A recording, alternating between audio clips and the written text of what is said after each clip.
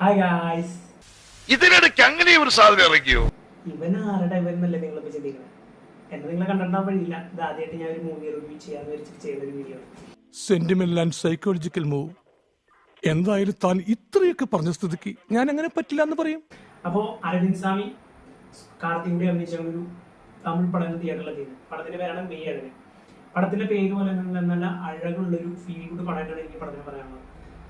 ഈ പടം കാണാനുള്ള മെയിൻ മോട്ടിവേഷൻ എന്ന് പറയുന്നത് തന്നെ ഇതിന്റെ ഡയറക്ടറാണ്.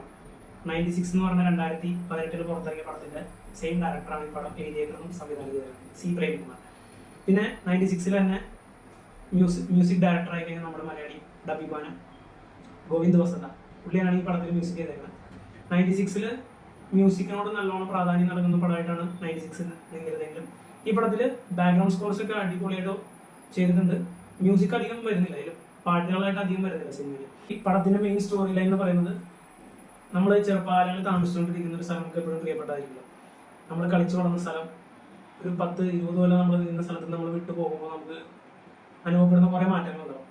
അതാണ് പടത്തിന്റെ തുടക്കം തന്നെ കാണിക്കുന്നത്.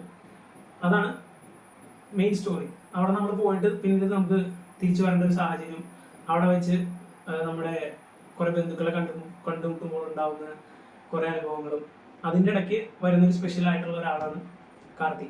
അപ്പോൾ കാർത്തിയും അരവിന്ദ് സ്വാമിയും തമ്മിലുള്ള കോമ്പിനേഷൻ സീൻസാണ് ഈ പടത്തിൽ മെയിൻ ആയിട്ടുള്ളത്.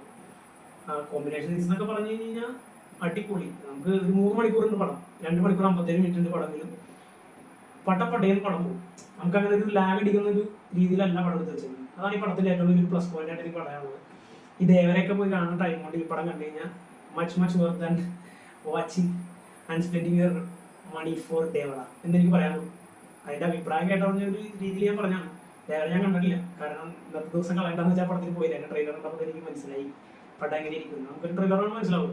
ഈ പടത്തിന്റെ കഥ നമുക്ക് ട്രെയിലർ കാണുമ്പോൾ മനസ്സിലാവും, പക്ഷെ ഇമോഷണലി കണക്ട് ആവുന്നത് നമ്മൾ പടം കാണുന്നതാണ്.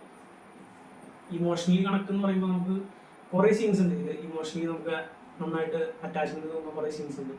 അതിലാണെങ്കിൽ അരവിന്ദ് സ്വാമി പുള്ളിയുടെ ഡിസ്റ്റന്റ് ആയിട്ടുള്ള ഒരു റിലേറ്റീവിനെ പിന്നീട് കാണാൻ പോകുമ്പോൾ, പെങ്ങളെ കല്യാണത്തിന് കാണാൻ പോകുമ്പോൾ ഒരു സീനൊക്കെ ഉണ്ട്. അതൊരു അടിപൊളി സീനായിട്ടാണ് എനിക്ക് തോന്നിയത്. അതും പിന്നീട് നമ്മൾ കാർത്തിയും അരവിന്ദ് സ്വാമിയും കൂടി ഇരുന്നിട്ട് സംസാരിക്കുന്ന കുറേ സീനുകളുണ്ട്. അതിൽ കാർത്തി അവന് അരവിന്ദ് സ്വാമിയോടുള്ള ഇഷ്ടം വരുന്ന ഒരാളുടെ കാരണങ്ങൾ ഇങ്ങനെ പറയുന്ന സീനുകളൊക്കെ ഉണ്ട്. കണ്ടിരിക്കാൻ പറ്റില്ല. ഒരു സൈക്കിളിന്റെ കഥ വെച്ചിട്ട് പടം കൊണ്ടുപോകണം. ശരിക്കും കടിച്ചു വരും. നിങ്ങളെ പടം കണ്ടാൽ നിങ്ങൾക്ക് ശരിക്കും മനസ്സിലാവും. തിയേറ്ററിൽ പോയി കാണാൻ എക്സ്പീരിയൻസ് ചെയ്യുക. അതൊരു OTT വാച്ചായിട്ട് ഞാൻ റെക്കമെൻഡ് ചെയ്യാം. കാരണം വാഴ എന്ന് പറഞ്ഞൊരു പടം 2 ആഴ്ച കഴിഞ്ഞ മാസം ഇറങ്ങിയിട്ടുണ്ടായിരുന്നു.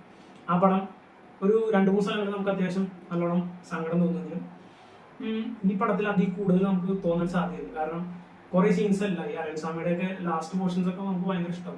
മെയിൻ ഒരു സിനിമ ലവർ എന്ന് പറഞ്ഞ രീതിയിൽ നോക്കുകയാണെങ്കിൽ നമുക്ക് നന്നായിട്ട് ഇഷ്ടമാവേണ്ട ഒരു സീനുകളാണ് മൊത്തം. പിന്നെ പറയാനുള്ളത്, ഈ സിനിമയിൽ കുറെ ഇമോഷണൽ അല്ലാത്ത കുറച്ച് പൊളിറ്റിക്സും പടത്തിൽ ഇൻക്ലൂഡ് ചെയ്തിട്ടുണ്ട്. അത് ഇവര് തമ്മിലുള്ള ഒരു കോൺവെർസേഷനിൽ ഒരു കഥ പറയുന്ന ടൈമിൽ പണ്ടത്തെ കാര്യങ്ങളും, പണ്ടത്തെ യുദ്ധകാലങ്ങളിൽ നടന്നിരുന്ന തമിഴ്നാട് സൈഡ് നടന്നിരുന്ന രാജരാജ ചോളൻ, അവരായിട്ട് റിലേറ്റഡ് ആയിട്ടുള്ള കുറെ വാർ സ്റ്റോറീസ് ഇതിൻ്റെ ഒപ്പം ഇപ്പം നടക്കുന്ന തമിഴ്നാട്ടിൽ നടക്കുന്ന കുറെ പ്രശ്നങ്ങളായിട്ട് ഇത് ലിങ്ക് ചെയ്തിട്ടുണ്ട്.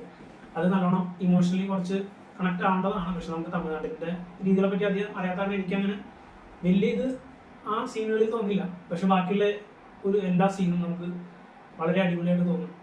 എടുത്ത് സിനിമ മേക്ക് ചെയ്തേക്കുന്ന രീതിയും, പിന്നെ പടത്തിൻ്റെ ഒരു ഒഴുക്കുണ്ടല്ലോ, പടം തുടക്കം തൊട്ട് അവസാനം വരെ പോകുന്ന ഒരു ലാഗ് നമുക്ക് തോന്നില്ല.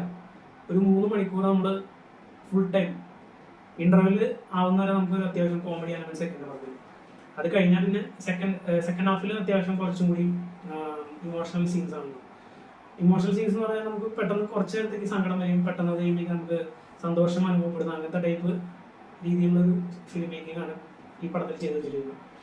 പിന്നെ പറയാനുള്ളത്, രണ്ടുപേരും അഭിനയമാണ്. രണ്ടുപേരും നല്ല അടിപൊളിയായിട്ട് അഭിനയിച്ചിട്ടുണ്ട്. ആനന്ദ് സ്വാമി ആണെങ്കിലും ഇതിൽ അഭിനയിച്ചിരിക്കുന്ന എല്ലാ ആൾക്കാരും നല്ല അഭിനയം കാഴ്ചവെച്ചിട്ടുണ്ട്. പിന്നെ ഉള്ളതെന്ന് പറയുന്നത് ക്ലൈമാക്സ് ആണ്. ക്ലൈമാക്സിനോട് അടുക്കുമ്പോഴും നമുക്ക് പടം എങ്ങനെ തീരുന്നുള്ളൊരു ആകാംക്ഷ വരും. അത് നമുക്ക് ക്ലൈമാക്സ് ആവുമ്പോൾ നമുക്ക് കുറച്ച് ഒരു ലാസ്റ്റ് ഒരു 15-10 മിനിറ്റ് ആവുമ്പോൾ നമുക്ക് തോന്നും ഇങ്ങനെ പടം ഇങ്ങനെ തീരുന്നത്. പക്ഷെ ഒരു അടിപൊളി ക്ലൈമാക്സ് ആണ്. നമുക്ക് പടം അത്രയും പെട്ടെന്ന് തീർന്നു പോയെന്ന് പിന്നെ തോന്നും. നമുക്ക് പടം കണ്ടിരിക്കുമ്പോൾ മെയിനായിട്ട് തോന്നുന്ന കാര്യം അതുപോലത്തെ ഒരാൾ നമ്മുടെ ജീവിതത്തിൽ ഉണ്ടായിരുന്നെങ്കിൽ എന്ന് നമ്മൾ ആഗ്രഹിച്ചു. അങ്ങനത്തെ ഒരു ക്യാരക്ടറാണ് കാർത്തിയിൽ ചെയ്തിരിക്കുന്നത്. അരവിന്ദ് സ്വാമിയും കാർത്തിയും തമ്മിലുള്ള കോമ്പിനേഷൻ സീൻസ് ഒന്നും പറയാനില്ല.